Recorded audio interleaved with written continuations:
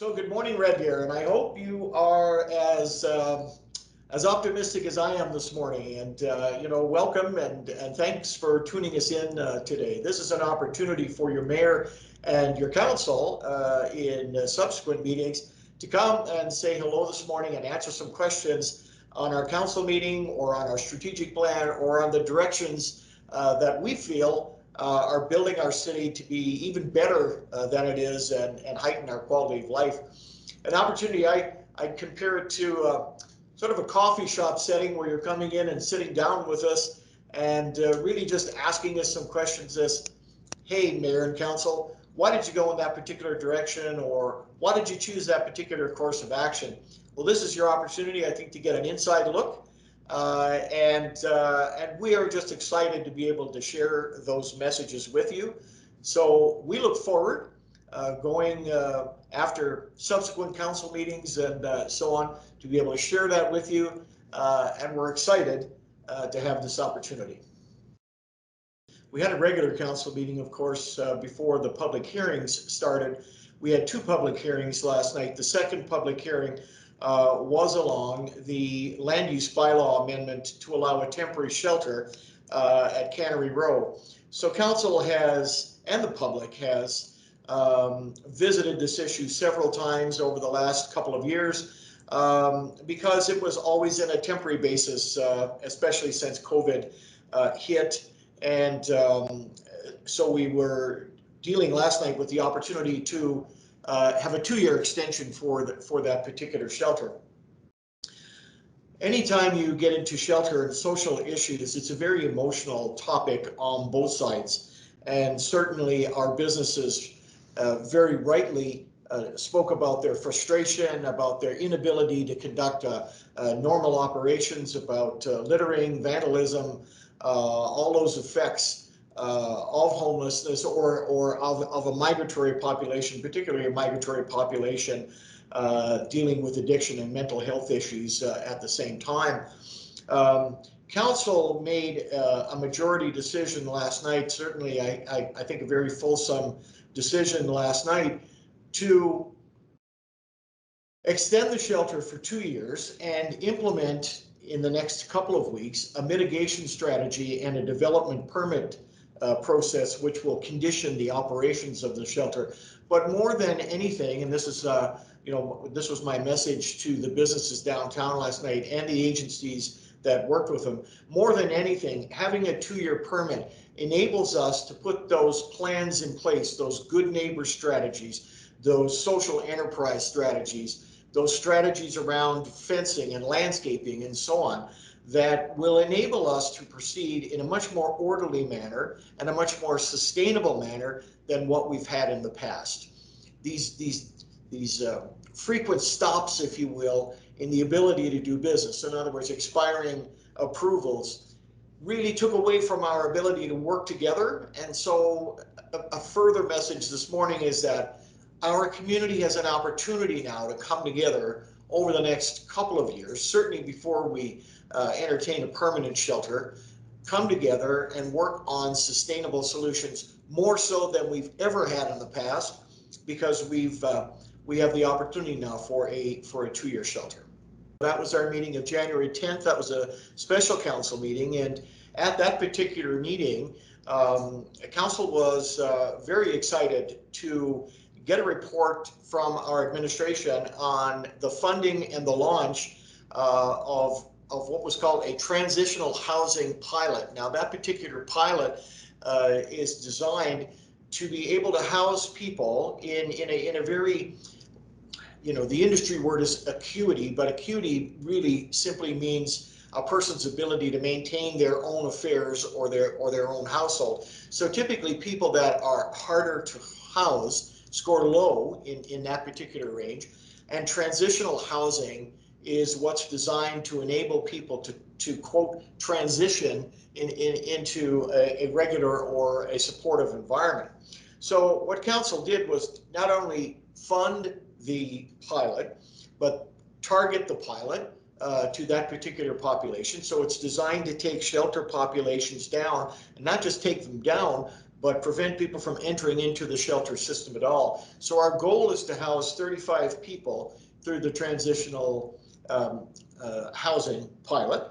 And on top of that, we certainly became acutely aware that permanent supportive housing, based on our CHIP plan, now, without putting an acronym in there, that our CHHIP, so that's our Housing Homelessness Integrated Plan, that particular CHIP plan calls for a lot more what are called permanent supportive housing, which is really a key in our community. There are several successful permanent supportive housing projects in our city working extremely well.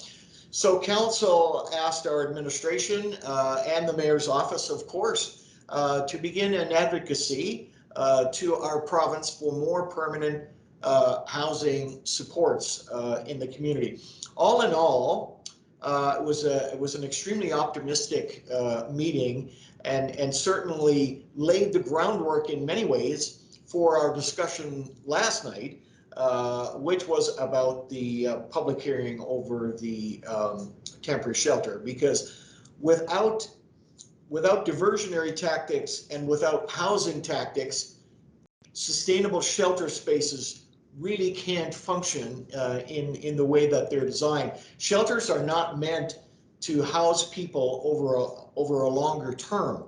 Shelters are meant to accept people in a dire circumstance, but then rapidly get them into a housing program, such as the transitional housing program that we proposed last week. So I'm very excited.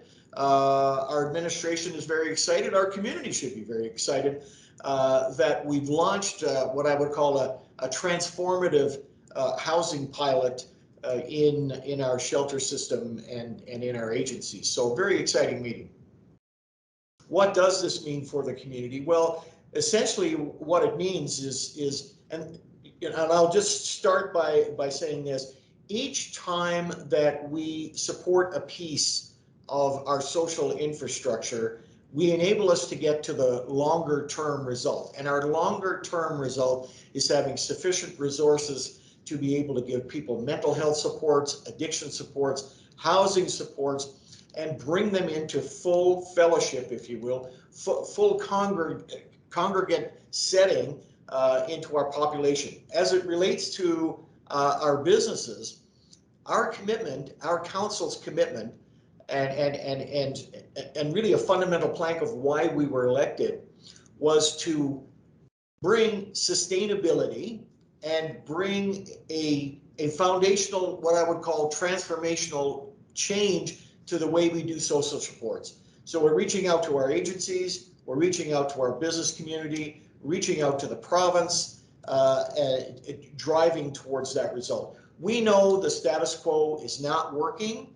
That's become apparent. That was one of the reasons I ran for mayor. The status quo is not working. So we bring fundamental change, we bring fundamental new programs, and we bring an opportunity to collaborate and press and move towards the sustainable solution that we're all looking for. The council immunization policy arose from our council meeting in early November, when council asked administration to bring forward a policy that would align our council with the employees in our organization. Classically, councillors are not city employees, they're elected officials, and but they can't have, in council's words, and very wise words, a double standard or a different way of behaving or adhering to policies that we have asked our employees to do. So it was responded to in yesterday's council meeting. Our administration brought what I would call an enabling policy. So in other words, we read a first reading. It still has to go through second and third readings because it is a bylaw. So we will read second and third readings on the 31st of January, a couple of weeks from now. But it enables our councillors to have freedom of choice, to have the option of bringing a negative PCR test or a fully vaccinated record, when they perform their duties as counselors. So the policy adheres to counselors only as they access the city premises from a safe workplace perspective, only as they do committee work, so they're in part of the public, or only as they represent council officially, for example, at public events or whatever the case may be. It isn't regulatory, there are no fines or whatever. The bylaw simply says that if you're unable to produce a negative test or a vaccine record, you join in particular events virtually where possible, or not attend them from a public health perspective. So I think it's a very enabling, I will say, policy. I'm very excited by it, and I think it enables our counselors to do their work in the community in a safe way and in a sustainable way at the same time. It certainly was a long meeting, and it was actually challenged quite a bit from a technical perspective, and so I certainly appreciate all of the people that were on hold last night, some of them up to 2 hours. So I really want to shout out to their civic engagement and so on, and how much council values your participation from that perspective. I want to say to the business community that you have been heard. You and your frustrations and your desire have been heard. Your council is going to work with you and for you in a sustainable and in a good structured strategy to restore social provision, I would say, in our downtown, and a revitalization of our businesses at the same time. It's going to take all of us at the table to be able to do that. And so I would ask for your patience, and I would also ask for your support for us, and to give us this time and space to be able to bring a sustainable solution to the problems we all want solved, both the agencies, both our public, our citizens, our businesses. We all want solved for the benefit of our downtown and the benefit of our greater city.